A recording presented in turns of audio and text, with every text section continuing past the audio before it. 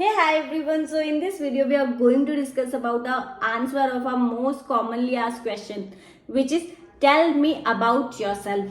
So be aware here, interview is not interested in about knowing your family background, what hobbies you have, how many siblings you have. He is not at all interested in these kind of answers. He is only interested in your about your work experience you are having during your articleship and other than articleship, and how many skills you have and how you can give them output. He is only interested in this.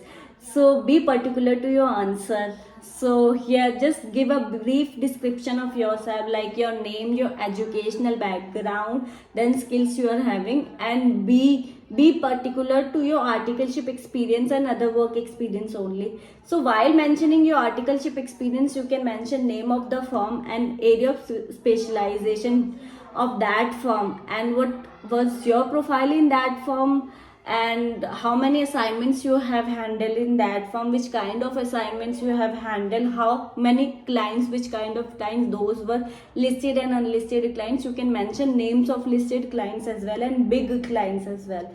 And please be relate your articleship experience, your work experience with the profile they are offering, the job description they are offering. Please be relate.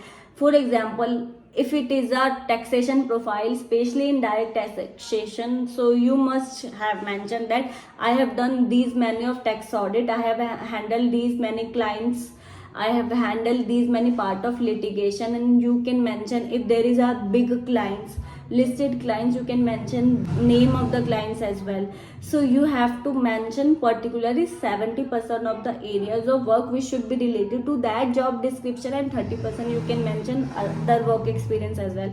For example, GST work you have done, accounting, bookkeeping you have done, IFRS, India's compliances you have done. You can mention, but that should be short and brief. But in detail you have to explain those particular areas which are related to that job description.